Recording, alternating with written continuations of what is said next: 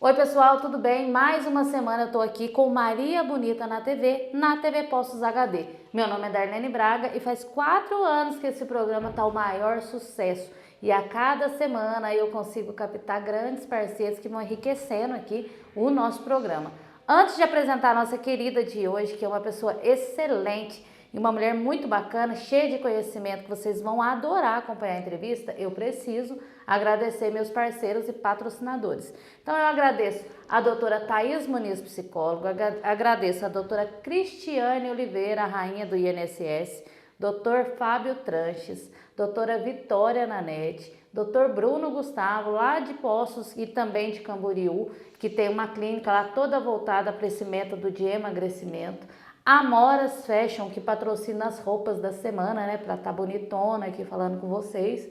Serra Sul Shopping, aqui de Pouso Alegre. A concessionária Caoa e a doutora Vitória Nanete. Ah, e também não posso esquecer, a doutora Carol Baganha, no qual a gente gravou hoje. Um grande beijo. Bom, pessoal, vai lá, vem cá. Você sabe que o programa é muito bom porque ele vai me apresentando parceiros, né? E hoje eu tô aqui apaixonada, com um pouquinho que eu conversei com ela, porque além de ser linda, muito simpática, é inteligentíssima. Eu tô aqui com a doutora Mara Araújo ou Valdimara Araújo, é isso mesmo. Ela é especialista no aspecto espectro autista e ela é neuropsicóloga, psicóloga do trânsito, psicóloga jurídica, especialista em avaliação comportamental, que fica aí para as empresas. Hoje a grande sacada é você avaliar quem você está contratando, hein?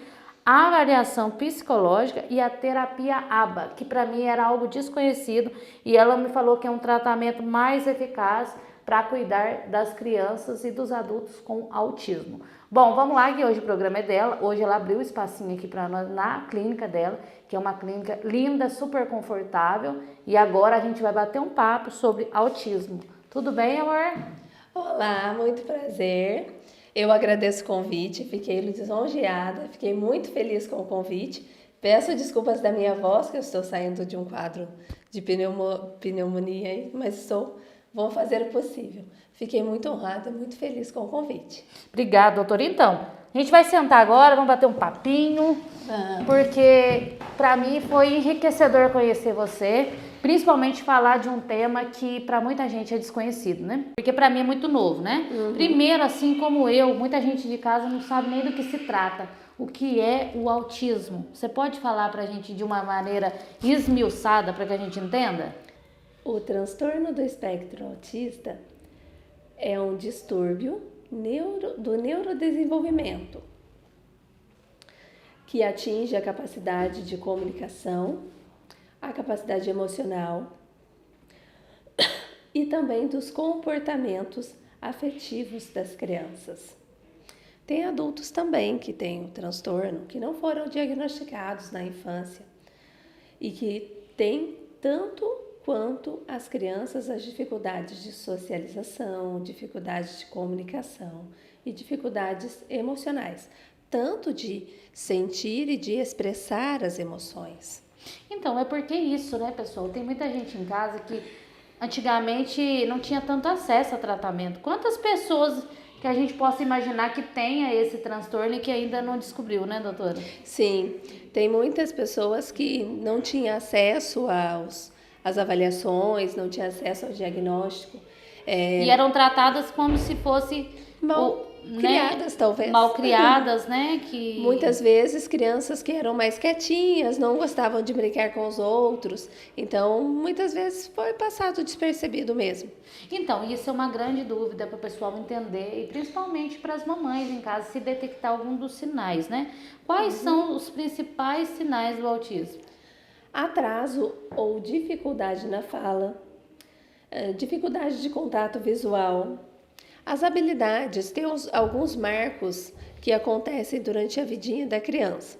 O desfraude, o tempo de engatinhar, de andar. Então, se passa desses tempos normais para fazer esses marcos e a criança não faz, e um marco muito importante é a fala. Então, um atraso criança que demora na para fala. falar. E muitas crianças que demoraram para falar na época e foram diagnosticadas somente na fase adulta, acontece também. Entendi. É porque assim, é muito relativo falar de fala, né, pessoal? Porque cada criança tem um tempo. Sim. Mas qual que é a idade, assim, da média para a mãe ficar um pouco mais atenta se a criança não falou até tal idade? 2 anos é o limite e tem alguns profissionais, alguns médicos que estimula, coloca para estimulação com fono e começa a observar. Se não falar até 3 anos, aí já é um sinal muito grande. E fazer avaliação neuropsicológica, que é importantíssima. Segundo sinal, que é o mais recorrente para a gente prestar atenção, qual é? Além da fala.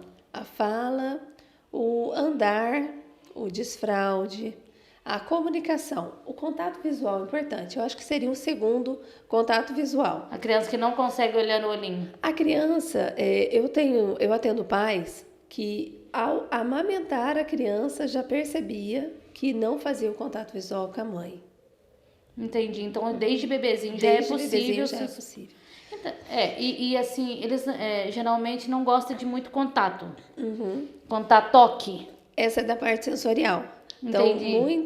muitas crianças têm a dificuldade na parte sensorial. Então, não gosta muito de contato, tem algumas dificuldades em relação a texturas. O andar na ponta dos pés também, doutora, que eu Também, tive. o andar nas pontas dos pés também vem da parte sensorial. Não consegue fazer esse contato todo com o solo. E como tratar e o que você faria?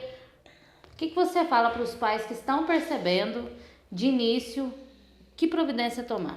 Primeira coisa, procurar um profissional especializado, neurologista, para que faça os exames iniciais e se perceber que realmente, neurologista ou neuropediatra, que eles são especialistas no assunto, e vão encaminhar para avaliação neuropsicológica. E quanto mais cedo começar a tratar, mais fácil, né? Vai ficar para conduzir essa situação, né, doutora? Com certeza.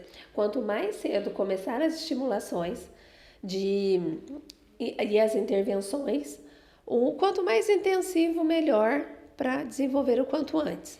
As meninas geralmente têm maior dificuldade de fazer esse diagnóstico, a percepção desses sinais, porque elas são mais adaptáveis. Muitas meninas... As meninas? As meninas, porque elas se adaptam melhores às situações. Muitas vezes as meninas vêm para nós na época da adolescência e vêm sendo diagnosticada na fase de adolescência ou até mesmo na fase adulta.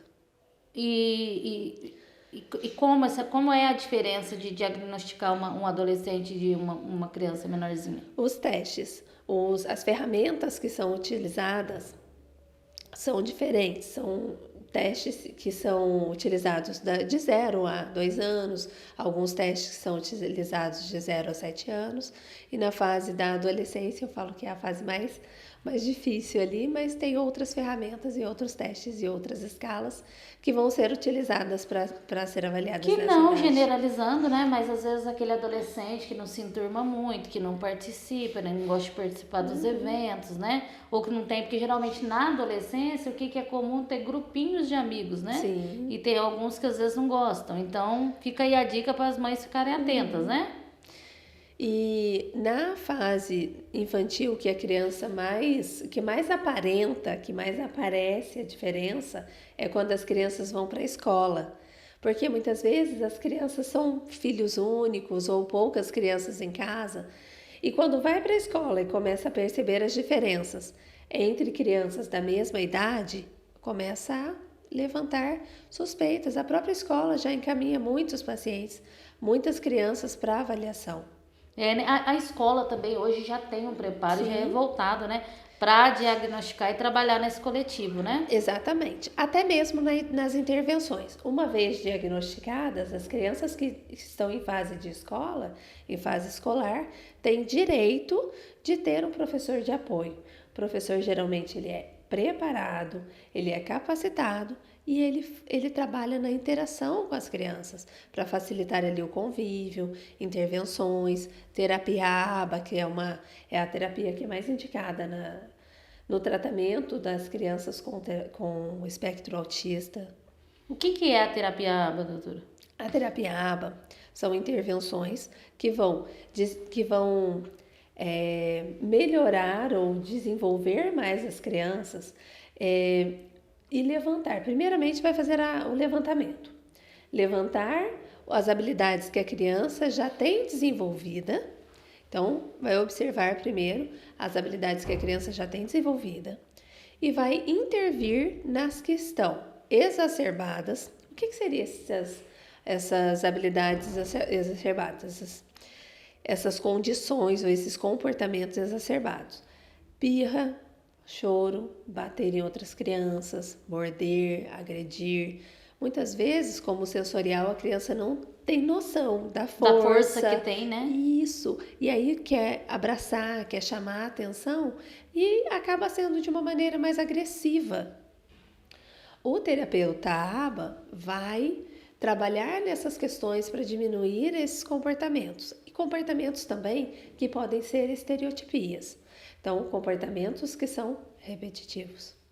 Entendi. Podem ser ecolalias, que são as falas que acontecem repetidamente, ou os comportamentos também, que são exacerbados, que são repetitivos, como andar na ponta dos pés. Então, trabalhar as questões para diminuir os comportamentos exacerbados.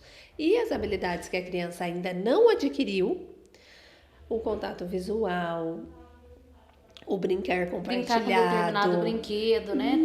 Tem isso também, né, doutora? Tem sim. As crianças, geralmente, elas se enfileiram, empilham brinquedos, têm preferências e querem brincar com únicos brinquedos e excluindo pessoas. Então, às vezes, tem cuidadores brincando com a criança, ou até mesmo os profissionais, as crianças colocam em extinção.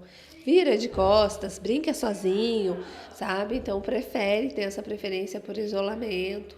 E dependendo também do nível de suporte do autismo, que pode ser leve, médio e moderado. Então, a gente vai no próximo bloco falar sobre os níveis, né? Mas aqui Sim. na sua clínica, que eu vi que é um ambiente super espaçoso, localizado num lugar muito bom aqui em Pouso Alegre, viu, gente? Para vocês saberem. E o que você oferece aqui? Porque parece que tem uma equipe multidisciplinar. Temos sim. Nós temos psicólogos, assistentes terapêuticos, temos fonoaudiólogos, terapeuta ocupacional, psicomotricista, fisioterapeuta, psicopedagogos, e essa equipe trabalha interdisciplinarmente, supervisionada por mim. Semanalmente a gente faz a supervisão e dá as devolutivas para os pais, certo? Então, assim, tem um maior resultado, tem uma infinidade de possibilidades e nós trabalhamos também com terapia de musicalização e terapia de socialização, que as crianças adoram e começam a brincar compartilhado, e a música faz muito bem para os autistas. Para as crianças que estão no espectro, a audição é muito aguçada, muito sensível em algumas situações. Elas não gostam de barulho, chegam a tampar os ouvidos, de barulhos exacerbados, barulhos altos, estouros, incomodam muito. Então, a música é um regulador, acalma. E como agir, como que as mamães em casa, que têm crianças com autismo, como agir numa casa de birrinha, uma birra? Como abordar, como saber, né? Porque você tem que ter um certo cuidado, né? Sim. A criança, quando percebe que quando ela faz uma birra, se joga no chão, faz um choro, faz uma coisa que não é dor, é realmente birra, primeiro a gente vai tomar cuidado, os pais devem tomar cuidado para que ela não se machuque. Cuidou da segurança? Não dê o que a criança quer, porque se você dá o que a criança quer, ela vai perceber, você vai reforçar um comportamento, vai fazer um reforçamento negativo, porque ela vai perceber que toda vez que ela chorar, se jogar no chão, fazer uma birra, faz com que reforce esse comportamento dela, fazer novamente para ganhar o que ela quer. Isso que fica a dica também, pessoal. O autismo, ele é uma condição, né, doutora? Sim. Então, assim, as crianças são extremamente inteligentes. E às vezes os pais também precisam passar por um tratamento para saber lidar. Sim. Porque senão a criança passa a ter um mau costume por conta assim que o pai Facilita. ou a mãe... Ah, não, mas ela que tem autismo. E não é isso, né, doutora? Muitas vezes os pais facilitam o comportamento exacerbado de birras dos filhos. Trazendo assim transtorno para eles Com mesmos. certeza. E algumas crianças têm a dificuldade intelectual, mas outras são Extremamente muitíssimas inteligentes. Entendi. Bom, pessoal, agora o nosso intervalo está chegando, né? Vocês viram a doutora Mara, que mulher inteligente? Pois é, não sai do seu sofá que já já que a gente volta aqui e a gente vai dar sequência a esse bate-papo. Enquanto isso, segue aí na bio a Rede Maria Bonita de TV e a TV Postos HD e conheça um pouquinho do nosso programa e dos nossos parceiros. Até daqui a pouco. Há mais de 4 anos no mercado, nós conseguimos lançar a nossa marca de cosméticos. Pois é, pessoal, isso aí não é para qualquer um não, viu? Nós conseguimos juntar, através de técnica com muito conhecimento, uma marca que tem qualidade de grandes marcas e com preço de supermercado. Pois é, eu quero que vocês conheçam toda a nossa linha de produtos, que hoje é o nosso carro-chefe do Maria Bonita. E se você quiser ser meu representante comercial, segue aí na bio e vem ser parceiro da Maria Bonita.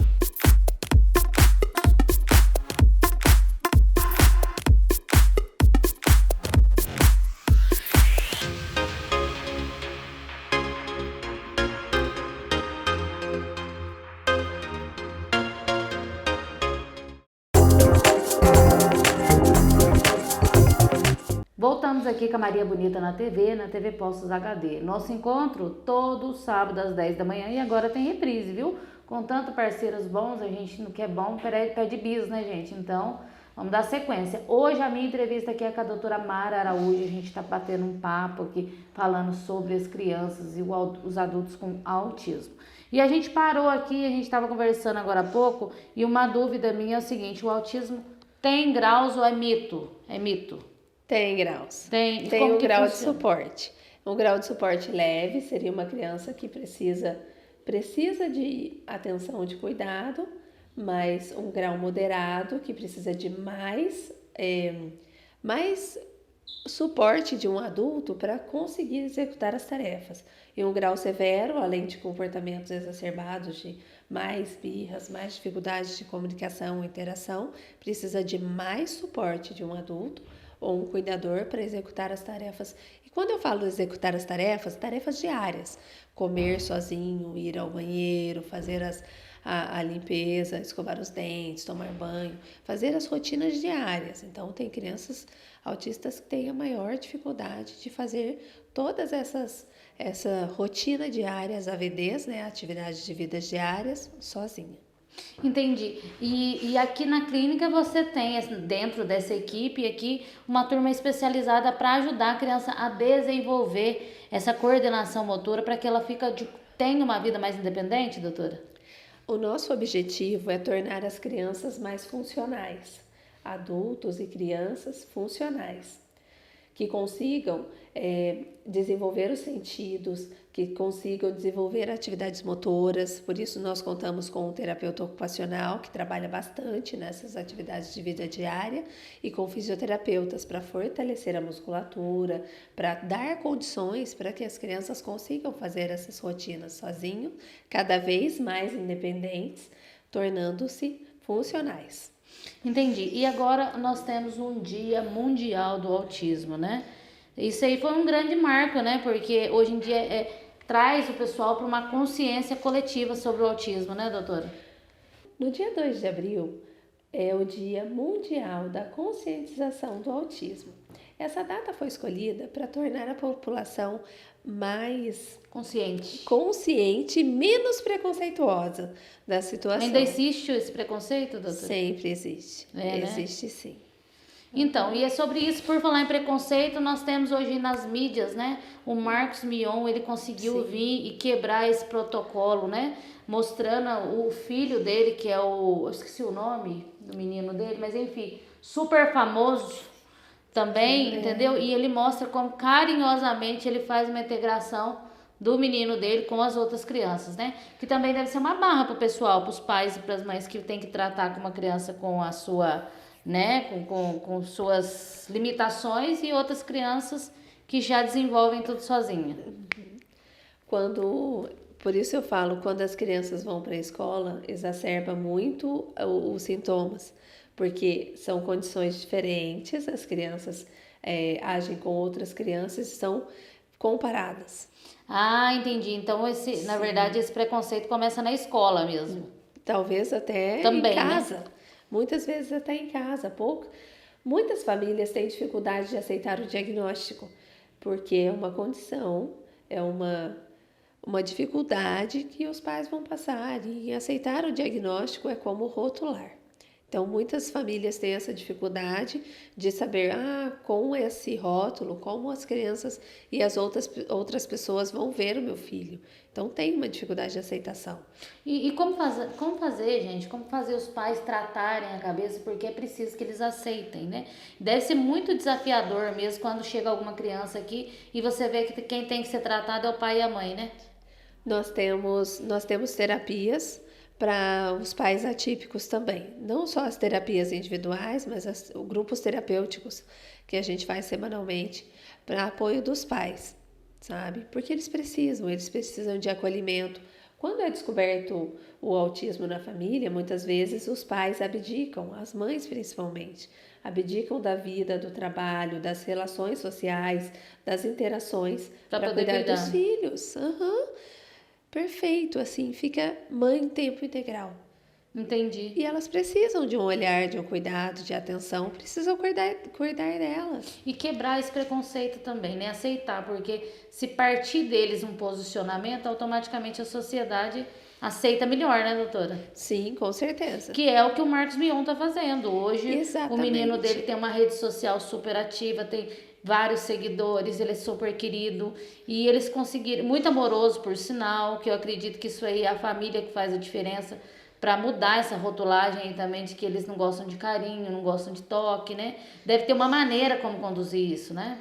O Marcos Mion, no ano passado, acho que foi julho do ano passado, lançou e virou lei, né? Fez um projeto de lei que virou lei, que as crianças autistas podem ser tem algumas facilitações, além do tratamento intensivo, mas também em filas, estacionamento para os pais, estacionamentos reservados para as crianças autistas, para pais com crianças autistas. Então, facilitou muito, tá? A condição de vida deles, né? A condição de vida. Em alguns lugares, eles não cobram das crianças autistas, então melhorou também para facilitar para que as famílias tenham acesso e façam atividades com as crianças, fora de casa, fora somente das escolas. Pra né? ter uma vida social, Sim. né, gente? É isso aí. Pois é, vocês estão gostando do papo, né? Mas antes da gente dar continuidade com isso, eu vou agora, que é o primeiro programa da nossa amiga aqui, e eu preciso que ela fale um pouquinho dela, um pouco como que ela entrou, como que ela apaixonou por essa área, que quando ela fala do autismo em si, o olho brilha. Eu queria que agora, nesse momento, a gente desse uma pausa, você falasse um pouquinho de você. Como começou, onde se formou, quanto que você deu início a esse projeto e por que você resolveu focar principalmente nessa parte do autismo? Eu venho do trânsito, totalmente diferente, né? Eu era instrutora de trânsito em Poços de Caldas e eu percebi que somente sendo instrutora eu não estava conseguindo ajudar os meus alunos. Eles faziam tudo certo, eu era dedicada, ensinava certinho. E no dia do exame, muitas vezes eles ficavam nervosos, ficavam ansiosos e não conseguiam executar tudo que nós treinamos juntos, tudo que eu ensinei para eles. E eu resolvi fazer psicologia. Percebi que não era o suficiente. Na psicologia, eu tive uma pincelada de todas as áreas. Gostei demais da área de criança, de avaliações, na verdade. Então, foi primeiro da avaliação. Quando fiz a faculdade, especializei em trânsito, porque na minha faculdade não tinha a parte de matéria de trânsito. Então, eu especializei em trânsito. Percebi que para ser uma excelente psicóloga, eu precisava especializar mais. Fiz neuropsicologia. Quando eu estava fazendo a especialização em neuropsicologia, eu eu percebi que tive muito conhecimento, tive muito acesso às avaliações de autismo, as avaliações neuropsicológicas e como era importante para diagnóstico. Os médicos não podem ou não devem fazer um diagnóstico sem ter as ferramentas, sem ser aplicadas as ferramentas. Então, as ferramentas da neuropsicologia, que a neuropsicologia é fascinante. Então, as ferramentas que eram utilizadas e as crianças que foram evoluindo após a avaliação foi me encantando. E aí, por isso, eu resolvi mudar a direção. Tenho ainda projeto, alguns profissionais trabalham com a gente, alguns parceiros, no projeto Transitar pela Vida, mas o autismo foi a minha inspiração, assim, que realmente eu consigo... Você formou aonde, doutora? Em Poços de Caldas. Em Poços de Caldas. Então, e olha que legal, esse programa é totalmente direcionado para lá, né? Você deve ter muitos conhecidos lá que vão ver você na telinha agora. Espero que sim. Então, é mandar o link pro pessoal assistir, né? Sim. Pois é, mas assim, aqui que você atribui, mediante aos últimos estudos, esse aumento gigantesco do espectro, né? Espectro autista. Nos últimos estudos, hoje eu faço parte eu sou membro da Sociedade Brasileira de Psicologia e nos últimos estudos que vêm sendo realizados, tem se percebido que uma coisa é genética, né? Se tem na família, a possibilidade de ter é grande, mas também a idade do pai, não só da mãe, mas a idade avançada do pai também importa. Medicação, que é uma coisa que muitas pessoas acham que um paracetamol, uma coisa para dor simples, não influencia, mas sim, já tem estudos comprovando que até simples medicações também podem ter contribuído para isso. Álcool e drogas, com certeza, influencia. E hoje, cerca de 2 milhões de famílias têm crianças com espectro autista. Então, o índice aumentou demais. Aumentou demais. A probabilidade dos próximos 30 anos aumentar em relação a cada 90 famílias ter uma criança com autismo é maior. Há 50 anos a projeção de cada família ter uma criança com autismo. Então, assim, o número tende a aumentar mais ainda. Tende a aumentar mais ainda.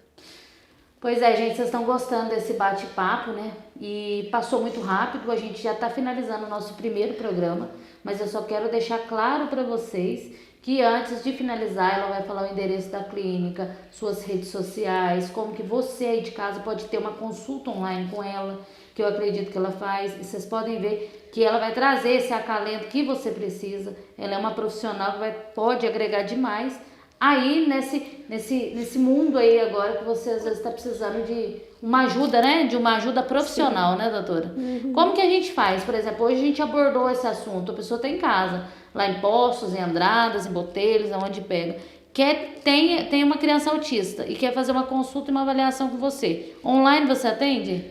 As avaliações não, mas atendimento sim. Somente as anamneses dá para fazer online. O telefone são WhatsApp 9170 7061 3422 7734. Os dois são WhatsApp. As redes sociais Interclínica Araújo Junqueira.com.br. O arroba Interclínica Araújo Junqueira nas redes sociais, Facebook e Instagram. Segue a gente, acompanha o nosso trabalho. Estamos à disposição com a equipe multidisciplinar, que nós vamos até você, se for preciso. Pois é, pessoal, e eu fico muito grata, vou ficando por aqui com mais um Maria Bonita na TV, com a minha parceira nova, a doutora Mara Araújo. Vocês viram que bacana, vocês vão conhecer agora as imagens da clínica dela e o ambiente que pode trazer o acolhimento que você precisa. Lembrando que a gente vai ter uma vez por semana um programa voltado aqui com ela e ela vai falar de diversos temas, não só do autismo, como todas essas demais especialidades dela. Eu vou deixando meu grande beijo para vocês aqui, viu? Acompanhe Maria Bonita na TV, 10 horas da manhã, TV Poços HD. E agora ela vai dar o seu tchau aqui e deixar Um grande beijo para vocês. Beijo, até semana que vem, se Deus quiser. Tchau, pessoal. Eu gostei demais a estreia. Eu fiquei muito feliz e lisonjeada pelo convite.